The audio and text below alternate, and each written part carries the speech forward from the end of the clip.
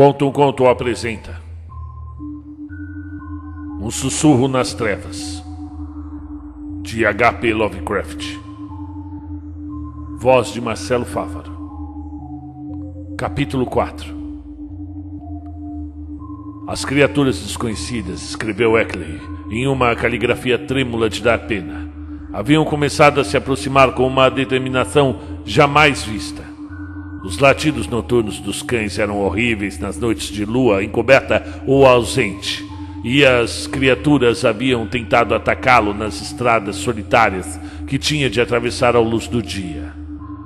No dia 2 de agosto, enquanto seguia até o vilarejo de carro, descobriu um tronco de árvore deixado pelo caminho e um ponto onde a estrada passava por um denso bosque. Enquanto os latidos selvagens dos dois enormes cães que tinham consigo dava sinais claros quanto à natureza das coisas que estavam à espreita nos arredores. O que teria acontecido se os cães não estivessem lá? Não se atrevia a imaginar. E desde então não saiu mais sem a companhia de pelo menos 2 animais de sua leal e robusta matilha. Os outros incidentes na estrada ocorreram nos dias 5 e 6 de agosto. Em uma ocasião, um tiro acertou o carro de raspão. E na outra, o latido dos cães denunciou presenças blasfemas no bosque. Em 15 de agosto, recebi uma carta desesperada que me causou grandes perturbações e levou-me a desejar que Eckley esquecesse de toda aquela reticência solitária e invocasse a ajuda da lei. Na madrugada do dia 12 para o dia 13, aconteceram coisas terríveis. Balas voaram ao redor da propriedade. E na manhã seguinte, 3 dos 12 cães foram encontrados mortos. Na estrada havia miríades de rastros em formato de garras, em meio às quais percebiam-se as pegadas humanas de Walter Brown. Eckley havia telefonado para Brattleboro a fim de providenciar mais cães, mas a linha ficou muda antes que pudesse falar algo. Mais tarde, foi a Brattleboro de carro, e lá o informaram de que mais 3 técnicos haviam descoberto que o principal cabo telefônico fora cortado no ponto em que passava pelas colinas desertas a norte de Nilfheim. Mesmo assim, resolveu voltar para casa com 4 novos cães e várias caixas de munição para o rifle de caça.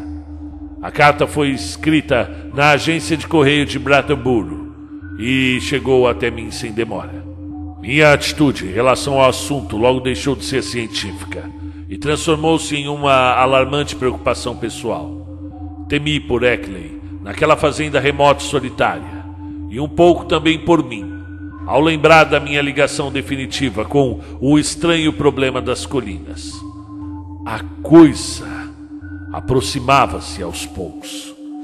Será que também haveria de arrastar-me ou engolir-me? Na minha resposta à carta, pedi a Eckley que não tardasse em buscar ajuda, e insinuei de outra forma que eu mesmo poderia agir. Contrariando os desejos expressos do meu correspondente, dispus-me a fazer uma visita a Vermont para ajudá-lo a explicar a situação para as autoridades competentes.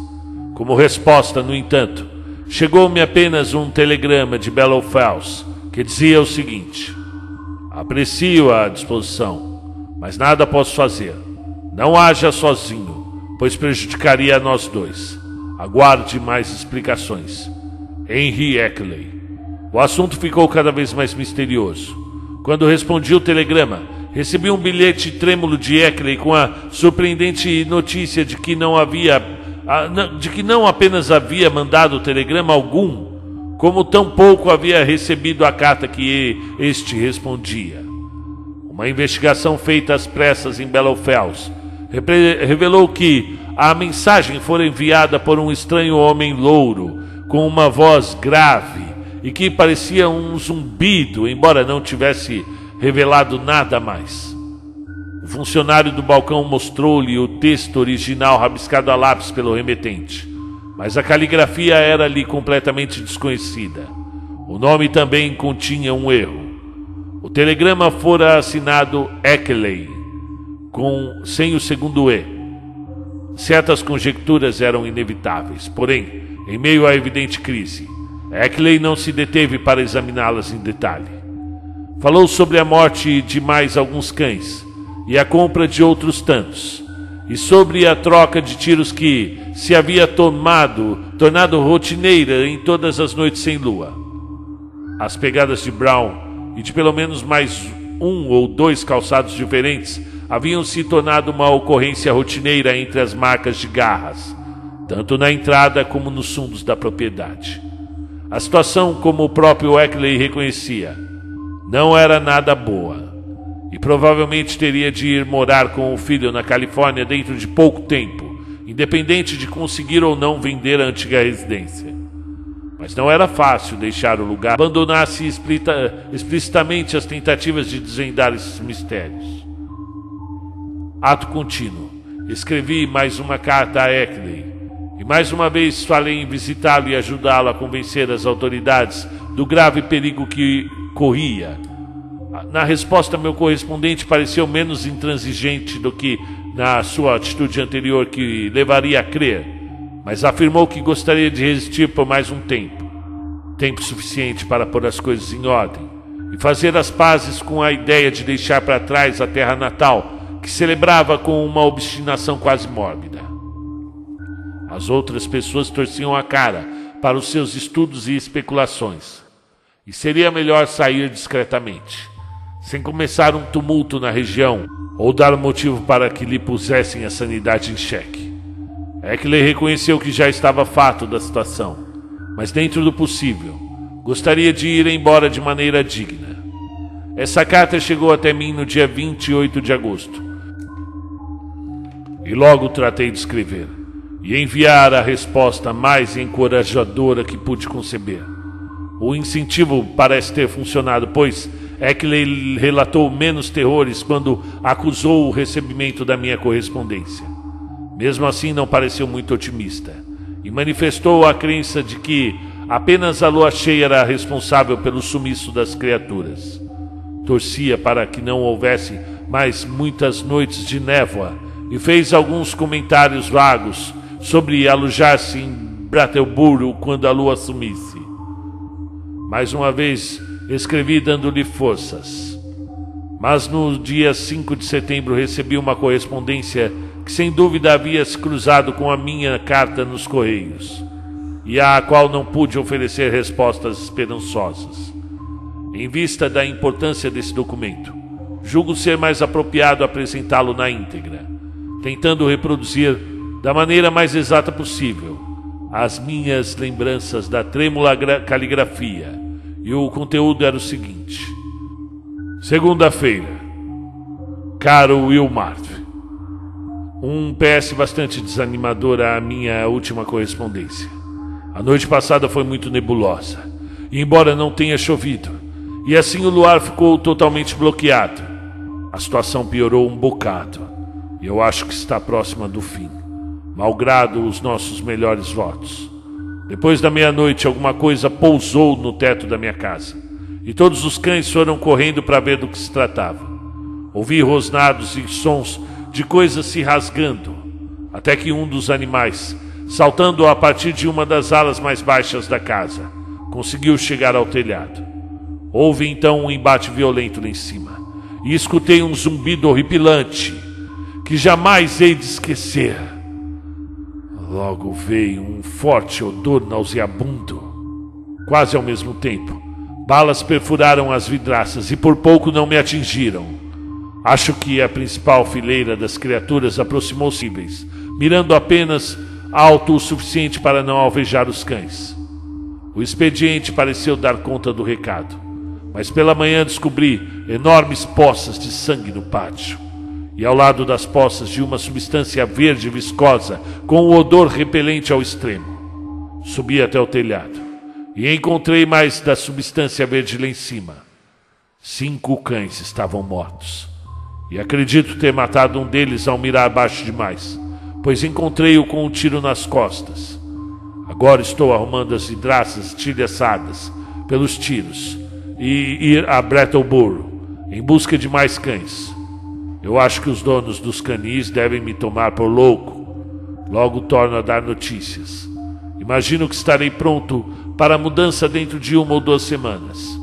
Embora eu quase morra só de pensar nisso. Às pressas. Eckley. Mas essa não foi a única carta de Eckley a cruzar-se com a minha. E na manhã seguinte, no dia 6 de setembro, recebi ainda outra. Dessa vez, garatujas frenéticas que me perturbaram ao máximo e deixaram-me sem saber o que dizer ou fazer a seguir. Mais uma vez, não tenho nada melhor senão a citar o texto da maneira mais fiel possível. Terça-feira. As nuvens não se desfizeram. Então nada de lua outra vez. E logo a seguir vem a lua minguante. Eu mandaria instalar uma fiação elétrica em um holofote se não soubesse que as criaturas cortariam os cabos assim que entrassem em funcionamento. Eu acho que estou enlouquecendo. Pode ser que tudo o que eu já escrevi para o senhor não passe de um sonho ou de uma loucura. Antes já era ruim o suficiente, mas agora foi demais. Aquelas coisas falaram comigo a noite passada. Falaram com aquele maldito zumbido e disseram-me coisas que não me atrevo a repetir. E eu pude escutá-las claramente em meio aos latidos dos cães. E quando o zumbido foi abafado pelo barulho, uma voz humana assumiu. Não se envolva nesse assunto, Will Marv. É muito pior do que o senhor ou eu havíamos suspeitado.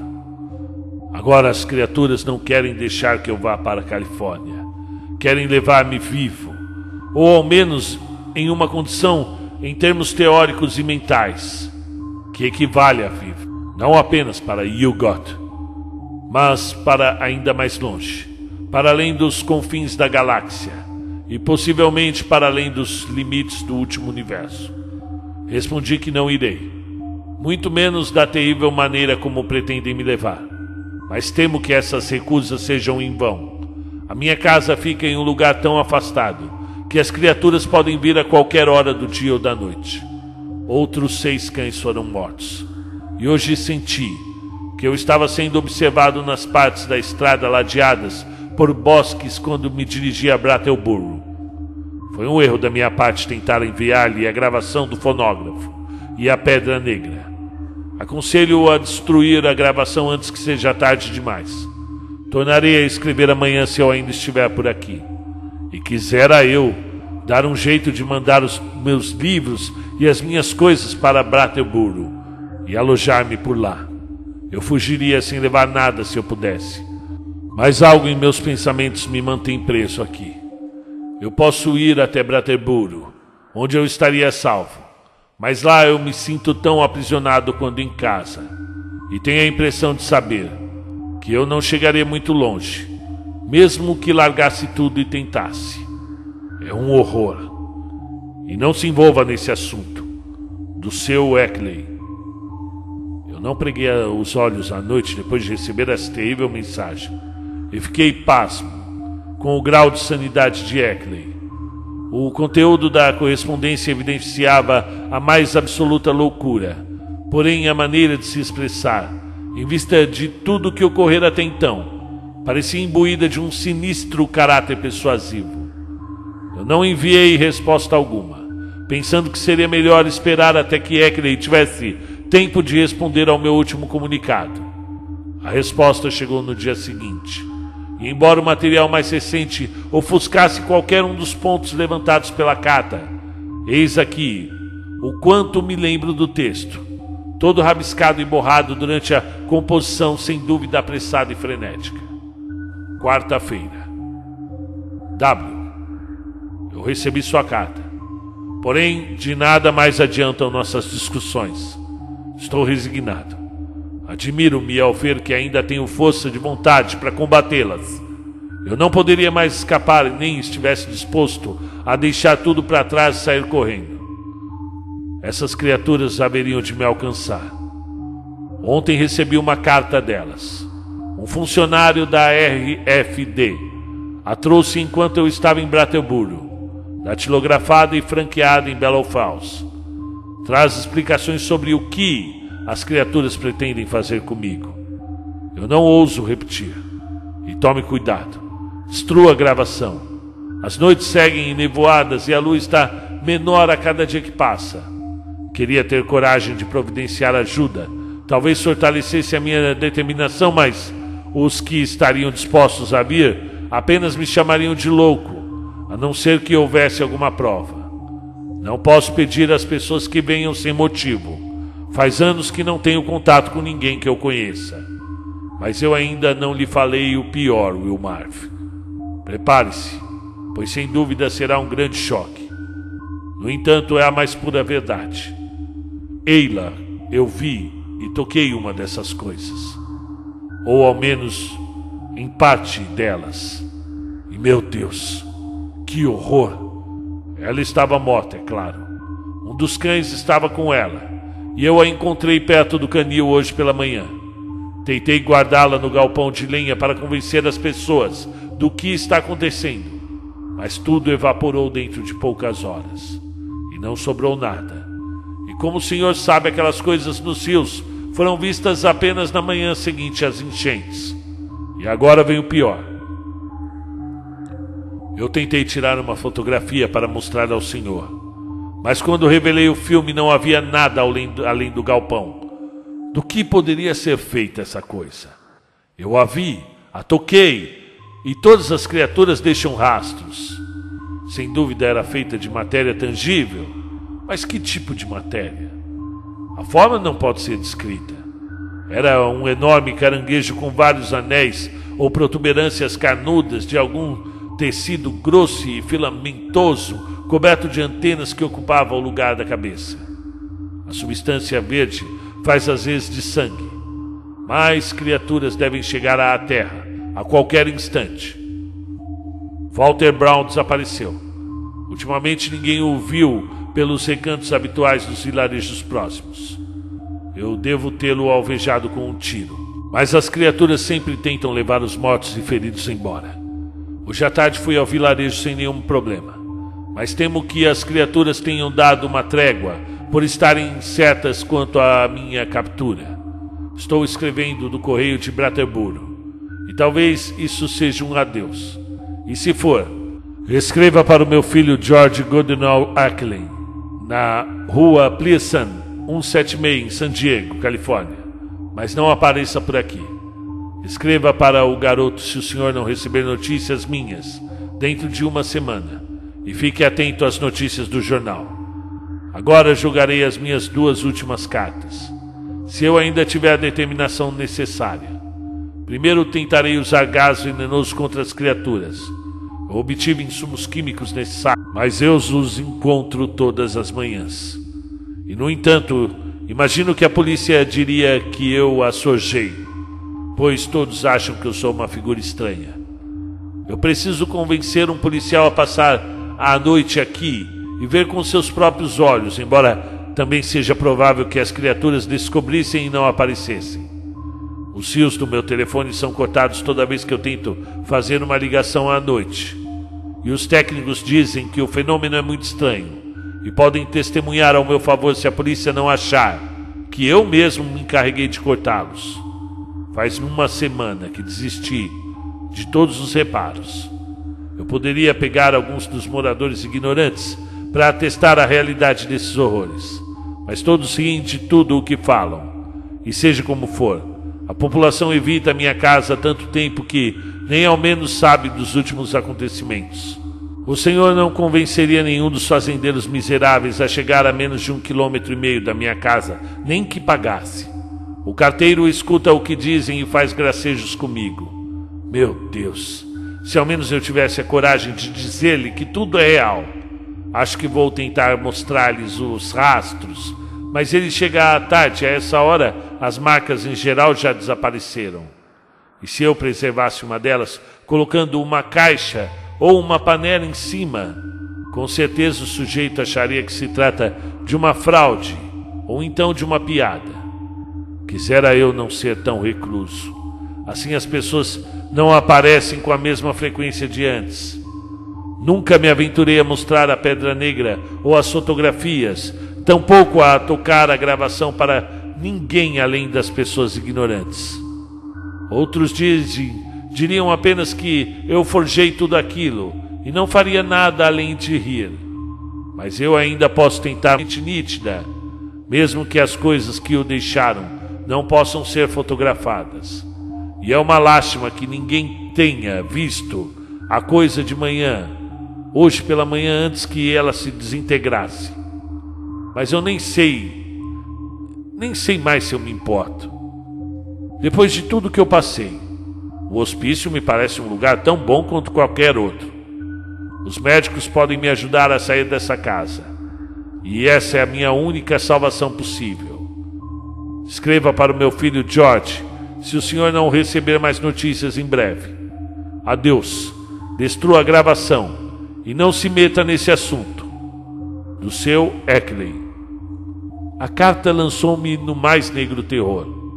Eu não sabia o que responder, mas rabisquei algumas palavras incoerentes à guisa de conselho e apoio e enviei-as por correio registrado. Lembro de ter pedido que Eckley fosse de uma vez para Brattleboro e pedisse proteção às autoridades. E acrescentei que eu iria até a cidade com a gravação do fonógrafo e tentaria ajudá-lo a convencer os magistrados de sua sanidade.